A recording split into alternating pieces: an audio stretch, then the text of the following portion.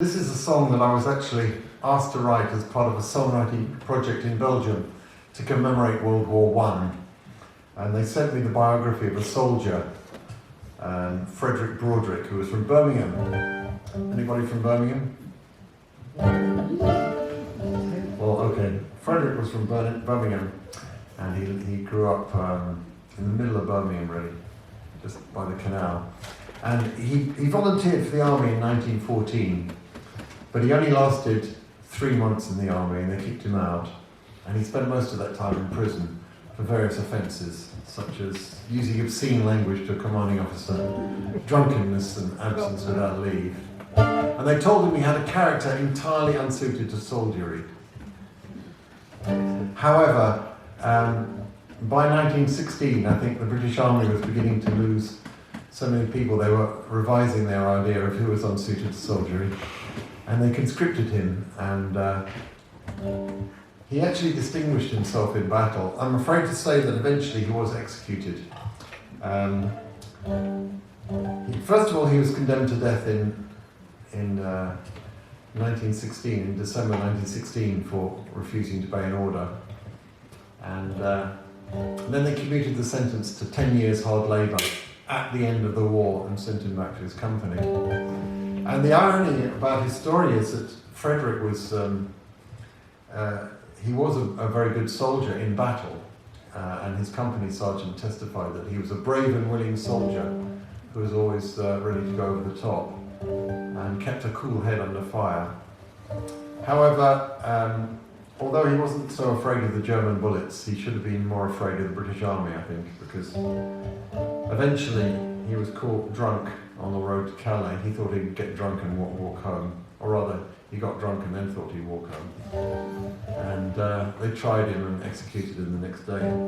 So I was thinking about all this as I was standing in front of his gravestone in Dranouta, and wondering what he'd like to say. And I had a fair idea of the kind of language he might use, actually.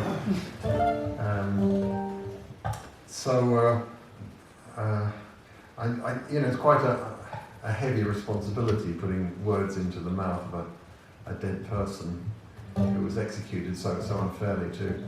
And I'd just been playing a house concert in Glücksburg in Germany. I played quite a lot of house concerts. And on top of the piano was an old mandolin. And the lady told me, not this one, although strangely enough this one, at the time I just bought this one, and this is actually from 1915. So they put this idea of a mandolin in my mind for the song. And this old mandolin in the house was covered in dust, and the lady told me it belonged to her grandfather's brother. And he died in World War I, and he was only 17 years old. And nobody had played it since. And she asked me to play it. Well, that's a bit like being asked to fly an aeroplane that hasn't been flown since 1917. However, I took the artistic liberty of combining the two stories, the German stories and the British story, and I turned Fred into a mandolin player, which I hope would have amused him vastly, wherever it is.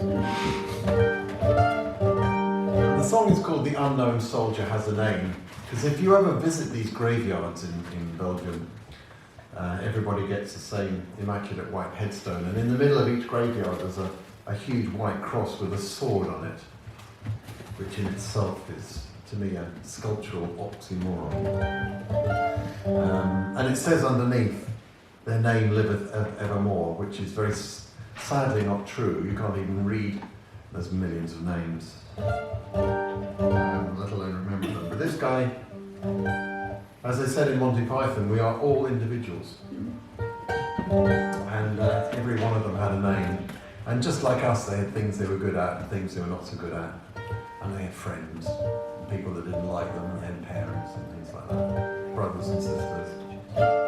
That's why this song is called, that was a long preamble, wasn't it?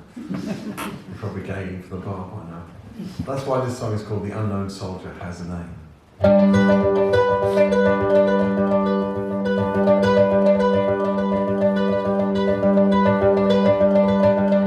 There's dust upon the mandolin,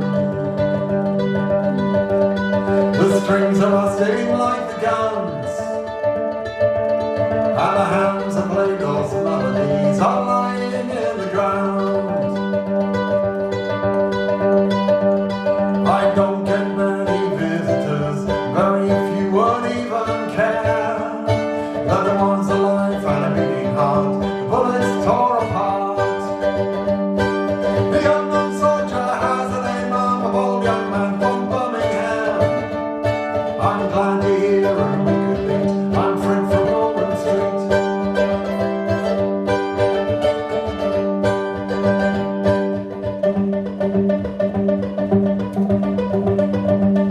I was fighting on the Western Front most of 1917, and I kept a cool head under fire when we went through the wire. I'd been disciplined before, they said I had a bad character, but they needed bold young men with guns for this war to be won. But I never took to orders one, I told the captain that go to hell. But I asked the lads and they will say I never was afraid. Oh, to be home in Norman Street, far from the battle cries and bombs. I'd take my mandolin to the place and sing hard an all Irish song. Then I took the notion to slip away and walk to Old Calais.